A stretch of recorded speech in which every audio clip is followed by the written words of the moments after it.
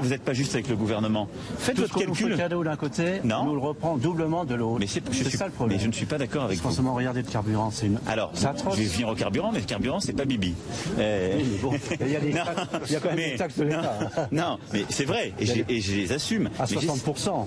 Hein, j'essaie de vous expliquer les choses point par point. Faites-moi le calcul honnête. Qu'est-ce que vous avez gagné en taxes d'habitation? Qu'est-ce que vous avez payé en CSG? Moi, je fais le pari que vous avez été gagnant, même cette année. Et l'année prochaine, on va encore vous enlever un tiers et celle d'après. Ça ne compensera pas ce qu'on subit financièrement. Ça, mais cher monsieur, déjà faites votre calcul avant d'accuser le gouvernement. Donc ça, c'est mon premier point. Il faut regarder les choses dans leur ensemble et pas simplement être dans la dénonciation. Ensuite, le carburant. Il faut faire une politique pour relancer le travail. Mais c'est ce qu'on fait. Alors là, c'est pas en grignotant sur les Français. Mais on grignote pas sur les Français. Les chômeurs, là, vous trompez pas. Retraités, mais comment on relance le travail? On grignote. On se fait pas en sautant sur un cabri sur sa chaise en disant j'ai relancé le travail. Il n'y a pas que des riches en France. Je suis bien d'accord. Quand on supprime les taxes d'habitation, c'est pour les classes moyennes.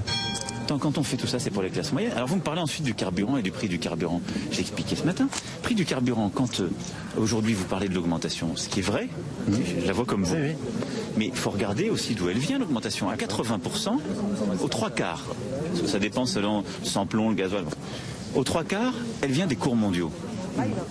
Donc, si on veut y répondre, c'est de la stabilité politique. C'est quand vous me voyez parfois loin à me battre sur les terrains internationaux, c'est aussi parce que ça sert à ça. Ça évite que les choses s'embrasent. Bon. Ensuite, oui, il y a des impôts. Il y en a toujours eu sur le carburant.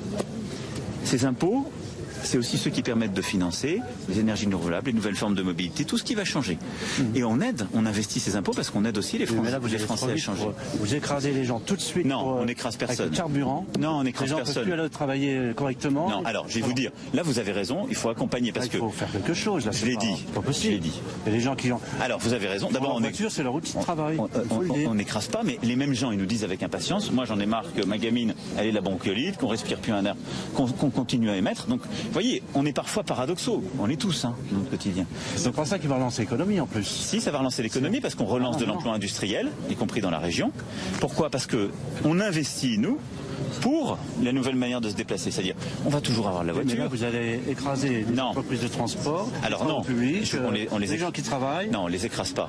On les écrase pas. Vous allez voir, vous allez avoir une baisse d'activité. On va voir. J'ai peur que je devrais être votre conseiller. Je pense que c'est mauvais, vos conseillers. Non, mais quand on change des choses, on bouscule les habitudes. Donc ça crée des humour, parce que mais bon, moi aussi, c'est pas non plus la guerre. Mais dans notre région qui a connu beaucoup la guerre. Mais exactement. Mais je vous dis les choses. Quand on change les habitudes, les gens sont pas forcément contents.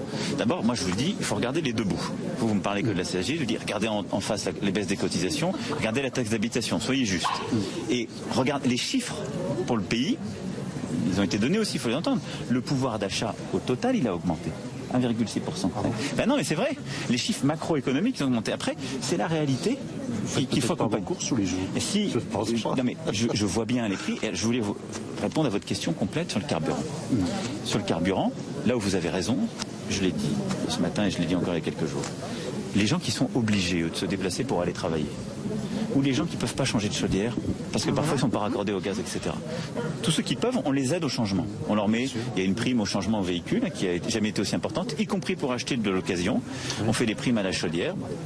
Mais ceux-là, il faut qu'on va trouver un mécanisme pour les accompagner et leur donner une aide tant que les prix sont si hauts. Comme je vous le dis, on ne maîtrise pas tout parce qu'il y a les cours mondiaux, mais là, il faut qu'on les accompagne. Parce que là, c'est vrai qu'ils sont un peu otages.